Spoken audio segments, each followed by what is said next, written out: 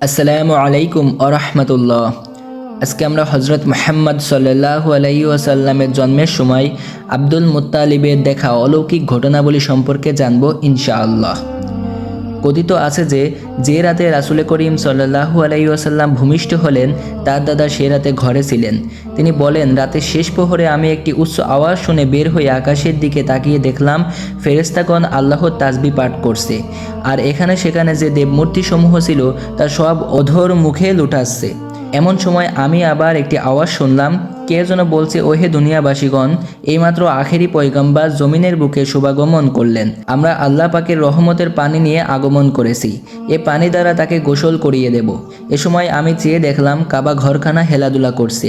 এতে আমি বিস্ময়াবিষ্ট হয়ে বাইরে গমন করে দেখতে পেলাম সাফা ও মারুয়া পাহাড়দ্বয় থরথর করে কাঁপছে। এ সমস্ত দৃশ্য দেখে আমার শরীরে কম্পন শুরু হয়ে গেল। এমন একটি অদৃশ্য আওয়াজ শুনতে পেলাম, হে কুরাইশ প্রধান, ভীত হইও না, ভয়ের কোনো কারণ নেই। এ সময় আমার মনে প্রবল ইচ্ছা হলো পুত্রবধূ আমেনার ঘরে গিয়ে দেখি সেখানে ঘটনাটি কী। কিন্তু আমার অবস্থা তখন এমন পর্যায়ে পৌঁছেছিল যে আমেনার ঘরের নিকট যা আমার পক্ষে অসম্ভব বলে মনে হচ্ছিল। তবু বহু কষ্টে আমি তার ঘরের নিকট গিয়ে পৌঁছালাম। সেখানে পৌঁছে দেখতে পেলাম তার ঘরের উপরে ও চারিদিকে কতগুলো সুন্দর পাখি উড়ে বেড়াচ্ছে, আর একখণ্ড সাদা মেঘ বিবি আমেনার ঘরের উপর স্থির হয়ে দাঁড়িয়ে আছে। এ দেখে আমি হতবুদ্ধি হয়ে জ্ঞান হারিয়ে পড়ে গেলাম।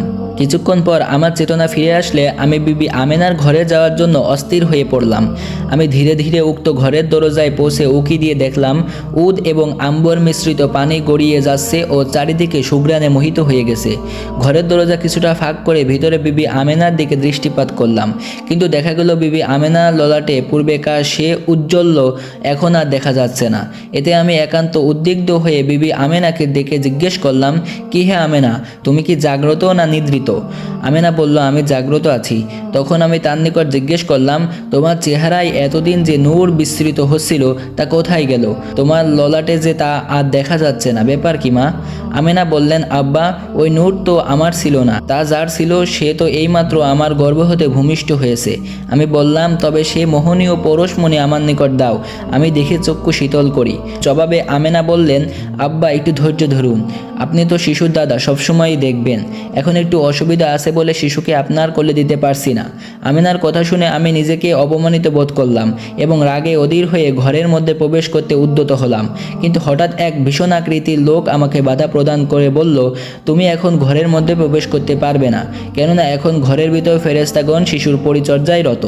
যে লোকটি আমাকে বাধা দিল তার মতো ভীষণ আকৃতির লোক আমি আর ইতোপূর্বে কখনো দেখিনি।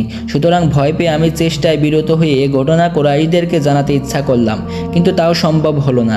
হঠাৎ আমার জবান বন্ধ হয়ে গেল এবং 7 দিন পর্যন্ত আমার মুখ হতে কোনো কথাই বের করতে পারলাম না। হাদিস শরীফে বর্ণিত আছে যে হজরত রাসূল করিম সাল্লাল্লাহু আলাইহি ওয়াসাল্লামের জন্মনিশীতে দুনিয়ার যেখানে যত বড় দেবমূর্তি ছিল সবই উপর হয়ে মাটিতে পড়ে গিয়ে আল্লাহর উদ্দেশ্যে সেজদা করেছিল।